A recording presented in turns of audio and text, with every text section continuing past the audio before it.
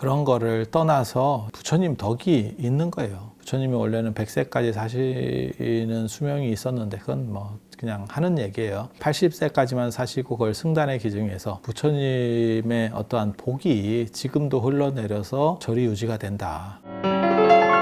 절에 진짜 뭐 100명이 살았어요, 200명이 살았어요, 뭐 상원사 같이 저 오대산 상원사 그 조그만 절이거든요. 보면 지금은 커진 겁니다. 옛날에는 더 작았습니다. 선원 영역도 없고 지금 절에 한 3분의 1밖에 안 됐었어요. 그런데 거기서 100명이 살았어요. 이런 식으로 나온다고. 어떻게 그렇게 살죠? 그냥 한 방에 이렇게 사는 거예요. 김밥에 단무지 들어가듯이 단무지, 시금치, 당근 이렇게 들어가듯이 그냥 쭉 이렇게 사는 거예요. 그렇게 어떻게 삽니까? 그것도 못 먹고 못 살았을 때는 그 자리도 없었어. 그래서 무슨 얘기가 나오냐면 진짜 사람들이 선호하는 도량에는 칼잠을 잔다라는 말이 있어요. 칼잠 잔다는 게 무슨 뜻인지 아세요? 빤듯하게 못 눕고 이렇게 해서 자는 거예요. 지금 같은 세상에 그렇게 사르락하면 아무도 못 살아요.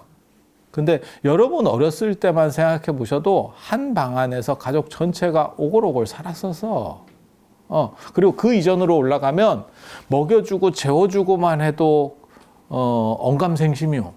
막말로 얘기해서 그것도 안 됐다니까 상황들이. 그래서 불교와 관련된 기록을 보면 조선시대 불교와 관련된 기록을 보면 계속 출가자가 늘어난다라는 얘기가 나와요. 실록이나 이런 데서. 이유가 뭐냐면 못 먹고 못 살아. 근데 절에 들어오면 먹고 사는 건 되는 거야. 이게. 절이 그 정도 경제력이 됩니까? 저 땅이 있었잖아. 지금은 절 땅이 아무 쓸모가 없는데 그게 산이고 이러니까 아무 쓸모가 없는데 그냥 자연 경관이에요. 지금은.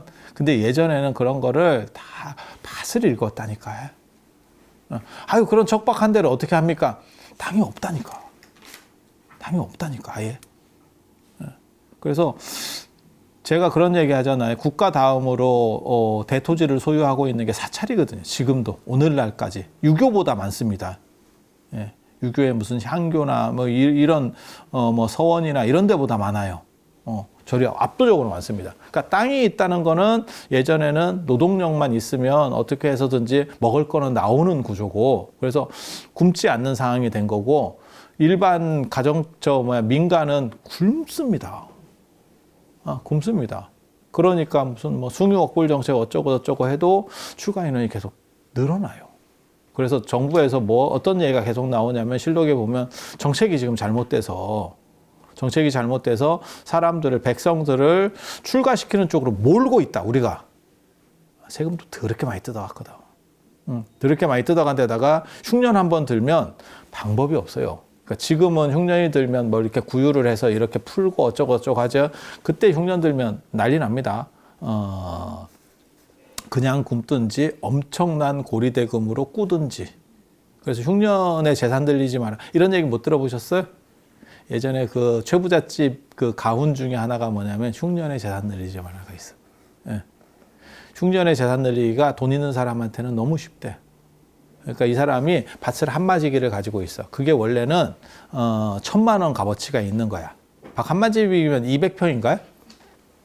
그죠? 200평. 맞죠? 그러면 그게 1,000만 원의 가치가 있어. 근데 흉년이 들어서 이 사람들이 다 굶어 죽게 생겼어. 그러면 내가 뭐라 그러냐면 50만 원의 콜 이렇게 들어간다고. 나는 흉년이라도 관계가 없어. 나는 부자니까. 지금도 마찬가지잖아. 경기가 안 좋아요. 지금 한국 경제가 K자로 성장을 한대. 있는 사람은 더 가지게 됐고, 코로나를 거치면서 있는 사람은 더 가지게 됐고, 주식이나 이런 거 했다가 그냥 이렇게 더 가지게 됐고, 없는 사람은, 그러니까 자영업하고 이런 사람들은 사실 제가 봐도 문제가, 그러니까 저도 이제 여행 이런 거 관련해서 여행사 같은 거 성지순례 이런 거 하면 얼마 전에 저 월정사 일 때문에 저 일본을 갔었는데 그 사장님한테 제가 얘기했어요. 여행 사장님한테 되게 고생 많이 하셨죠? 이랬더니 그렇다는 거예요. 근데 그럴 수밖에 없는 게 코로나가 빨리 끝날 줄 알았지 누가 이렇게 3년씩 갈지를 모르는 거야. 그러니까 차라리 이렇게 갈 줄 알았으면 샷다를 내렸으면 됐어. 그러면 손실이 덜 나. 근데 버틴 거지. 누구도 몰랐잖아. 맨 처음에 나왔을 때만 하더라도 뭐 몇 달 감기 같은 거라서 날 따서지면 없어질 거예요. 이래서 그냥 몇 달 가는가 하다가 버티고 하다가 한 3년 버티니까 죽게 됐지. 아니, 그럴 거 아니에요. 그러니까 이 사람들은, 이런 자영업자들은 밑으로 빠지게 된 거고, 돈 좀 많이 있고 이런 사람들은 위로 올라갔지. 오히려 올라갔지. 그래서 이게 K자 성장이라는 제일 안 좋은 성장 방식이에요. 있는 사람은 더 있고 없는 사람은 없고. 그렇게 해서 있는 사람이 형편이 경기가 안 좋다고 타격받지 않습니다. 많이 있는 사람. 조금 있는 사람은 타격을 받지. 근데 아주 많이 있는 사람은 타격받지 않아요. 타격으로 자유로워. 그래서 우리 그거 생각 안 해보셨어요? IMF 때, 97년 외환위기 때, 그때도 돈 번 사람 굉장히 많습니다. 망한 사람도 엄청 많지만, 가장 대표적인 게 현대차 벌었죠. 현대차가 엄청 벌었죠. 왜? IMF가 아니면 기아차 인수 못했습니다.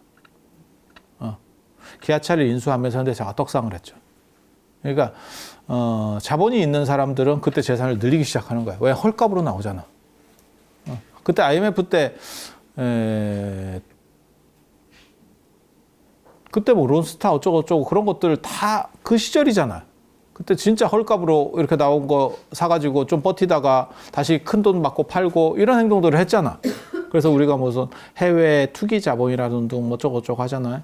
그래서 가난할 때 부자가 돈 늘리는 게 굉장히 쉽대요. 흉년이나 이렇게 문제 생겼을 때.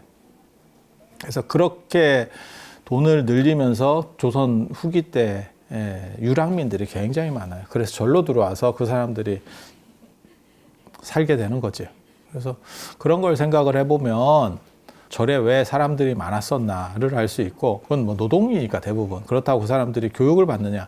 절에 들어와서 교육받는 거 아닙니다. 제가 늘상 얘기하는데, 절에 들어가면 뭐 공부하고 스님들이 아닙니다. 아닙니다. 그건 몇 명이고, 대부분은 일합니다. 대부분 일합니다. 그러니까 그 양반들만 그랬던 거는 아니고, 예전에도 그랬어. 고려시대 때도 그랬어. 그러니까 그때는 좀 출가할 때 귀족이어서 머리도 좋고 이런 사람들이 출가하면 공부하고, 일반 사람들이 출가하면 공부 못해요. 왜냐하면 한자 자체를 배워갖고 온 적이 없어. 일반 양민이 글자를 모르는데 뭐 조선도 마찬가지예요. 그래서 유명한 스님들 이렇게 보면 대부분 과거 시험 공부하다가, 그러니까 어느 정도 이상 공부력이 됐던 사람들이 들어와서 절 안에서도 활동을 하게 되는 거지, 그냥 일자 무식으로 와갖고는 안 됩니다. 그리고 이게 한자하고 한글하고는 달라요. 한글은 조금만 배우면 사람이 익힐 수 있는 거고, 한자는 쉽지 않습니다.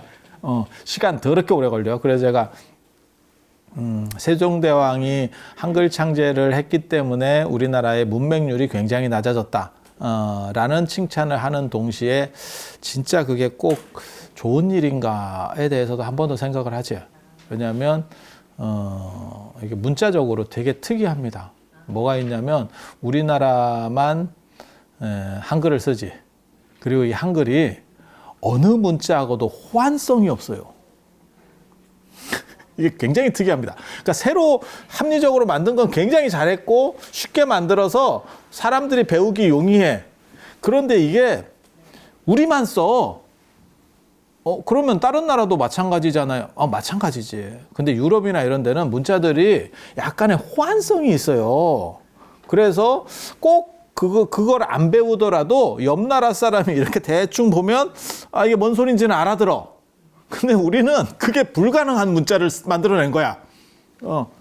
과학적이고 합리적이긴 한데 너무 외톨이지. 이게 왕따가 됐지. 그래서 중국이나 일본하고도 안 통하지. 이게 중국하고 일본하고도 안 통하지. 그래서 이게 이제 고립주의로 나아가는 길 중에 하나가 되는 거예요. 근데 우리가 강하면 고립해서도 관계가 없어. 우리가 무슨 뭐 떡대가 크거나, 중국이나 뭐 러시아나 인도처럼 떡대가 크거나, 안 그러면 진짜 잘 살거나,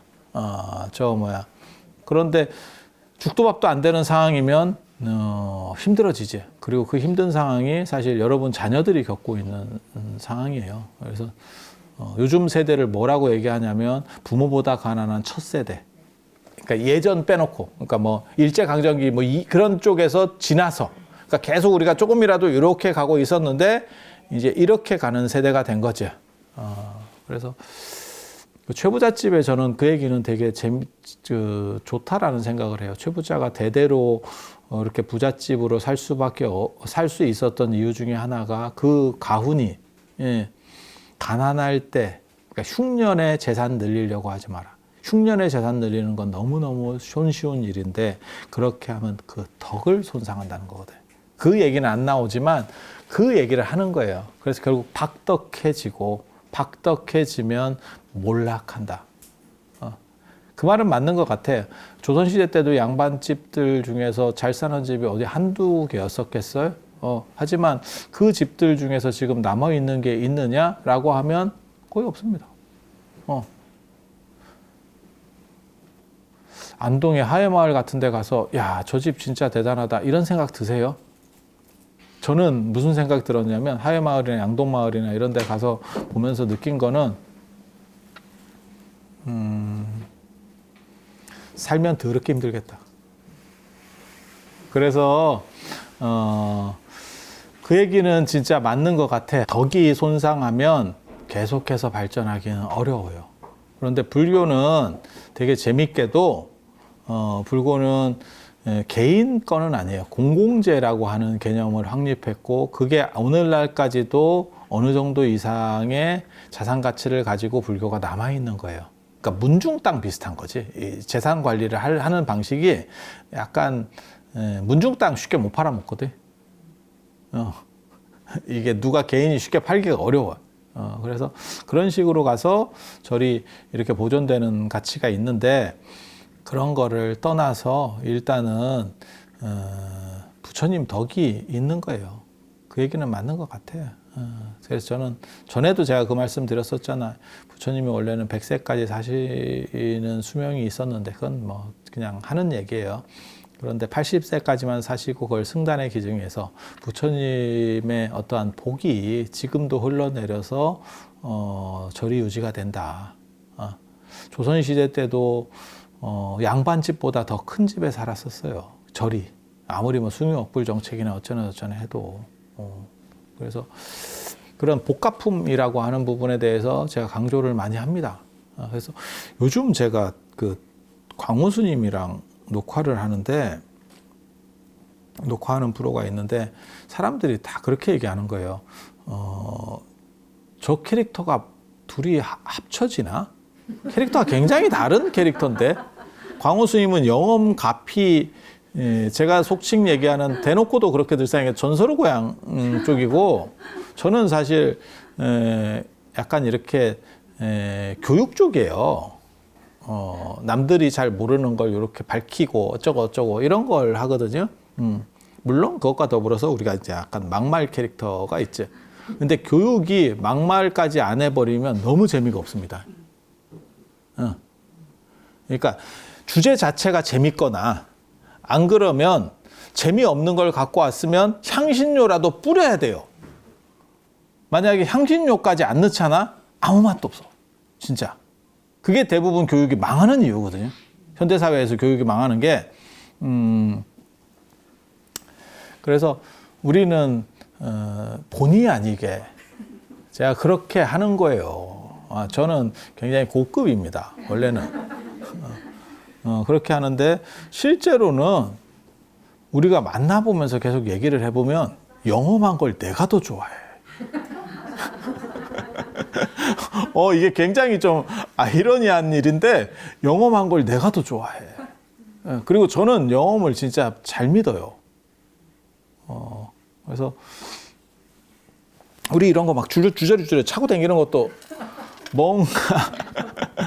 뭔가 에너지를 거기서 빨아야 된다. 내 보호막을 뭔가를 만들어야 된다. 우리 그런 생각하는 거거든, 사실. 그래서 그 복가품이라고 하는 게 존재한다라는 생각은 해요.